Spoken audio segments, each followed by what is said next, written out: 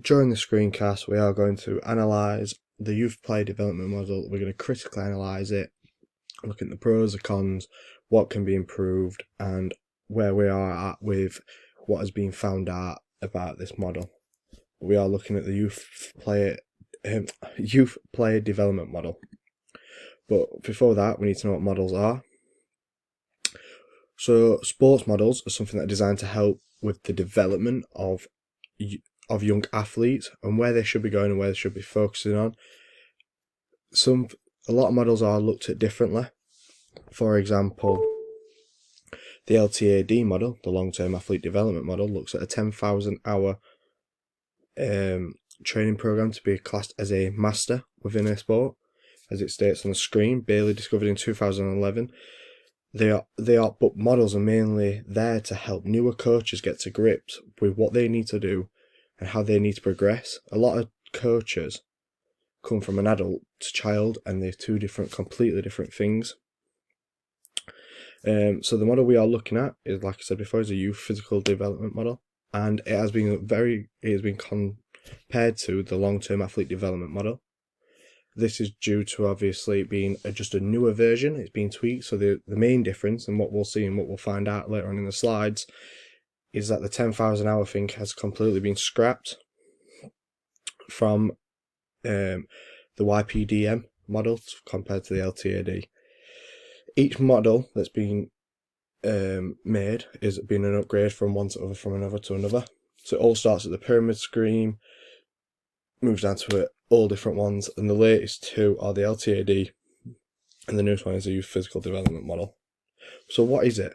The youth development is based on development through the ages, and it helps with a systematic approach into developing and helping growth and progression through sport.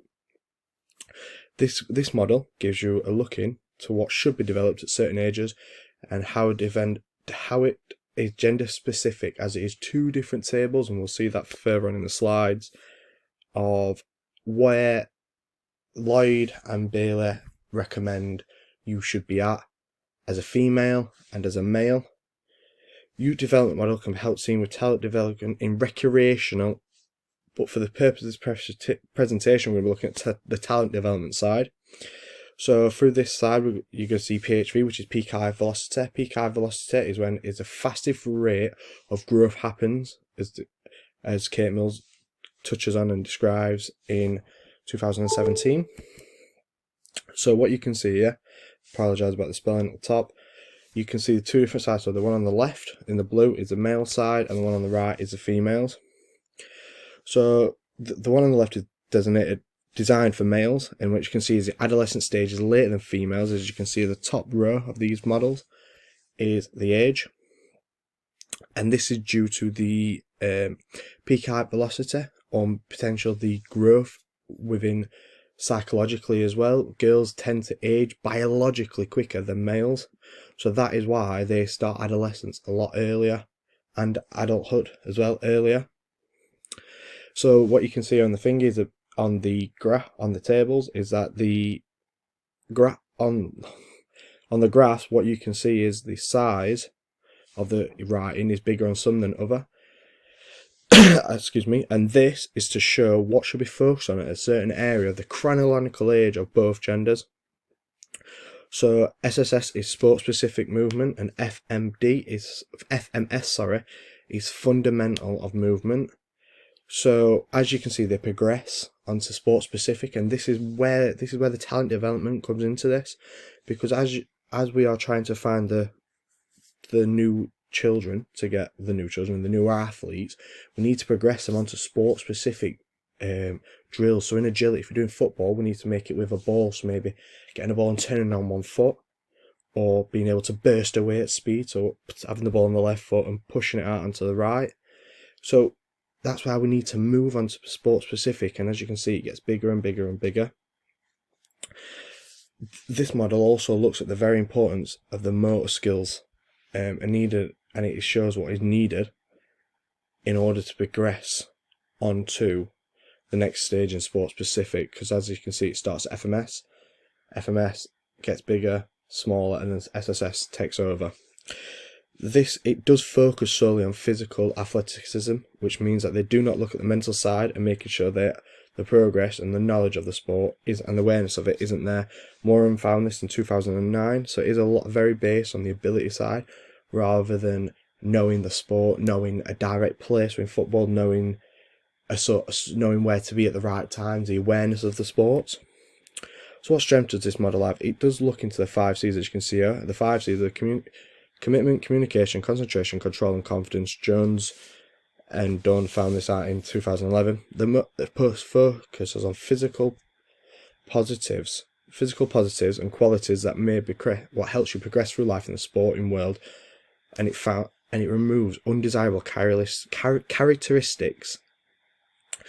It also allows athletes to focus on development on what they needed to be doing at that time. So as earlier years, as we've seen on the table, if we can just quickly go back, they look at FMS, so the fundamental movements, so such as running, jumping, not specific to a sport, but as a whole.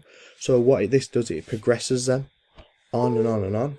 And as it progresses them, it allows them to become more specific to that sport.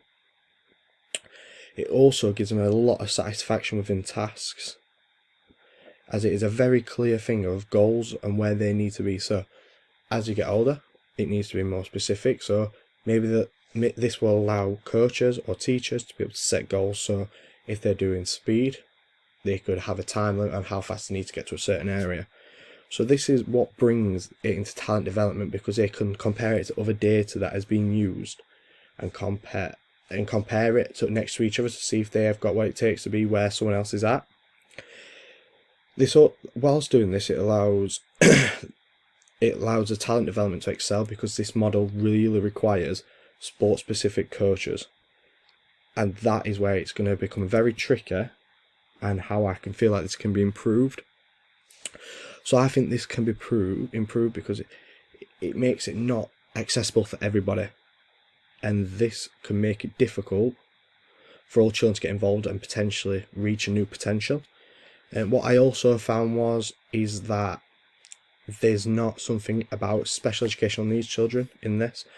So if someone's got cerebral palsy and they might not be able to work on agility and things, it's not really suitable for the less advantaged children. And I think and this is a common thing throughout the whole models, not just youth physical development. I think this is a very big gap in the models and how it is. So when we're showing progression, we need to show it in another way, as it's been interpreted in just the stages it's been set. Maybe we need to set goals in these things in it, and so it could give you a little inkling of where they need to be. So say 16 adolescent male needs to be able to bench press 50 kg in order to be a rugby player. So something like that, it needs to be a bit more specific on how they need to be. I know everybody's different, and I know everybody's in a different area or a different rate in which they progress. I feel like this would be key to helping them progress and helping this model progress even further, using special educational needs children and also having individual tasks and where people should be at. So what are the key themes in this model? I feel like the relative age effect, as it outlines where children should be focused, so whether it should be the fundamental movements as a whole or as a general or sport specific, this leaves a lot of interpretation into whether it's good or bad. The positive is it shows players where they're aiming for, and it's like looking down a tunnel. The negative is if they aren't progressing, then what? There's no backup plan for it. It also looks at the developmental and appropriate training needed.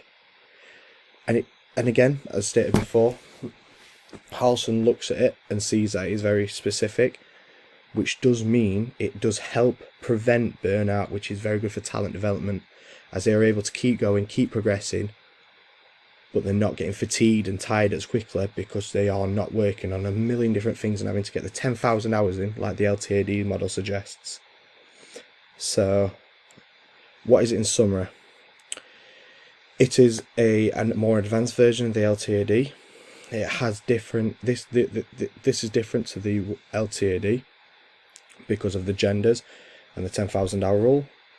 This model also is an athlete-centered approach. This also is a very athlete-centered approach to coaching, so it is very key that that is used. It focuses on fundamental movements, which helps them progress onto sport specific, so it does work on the very, very younger side of it, and as you can see on the tables, it starts from the ages of 2 to 21, so that is a good positive. It starts all the way at the bottom and helps you progress all the way to the top. It is very difficult for all the abilities to be involved, as it does require a lot of one-to-one sport, so maybe that is something else as this negative of the youth physical development model. These are the references. Thank you.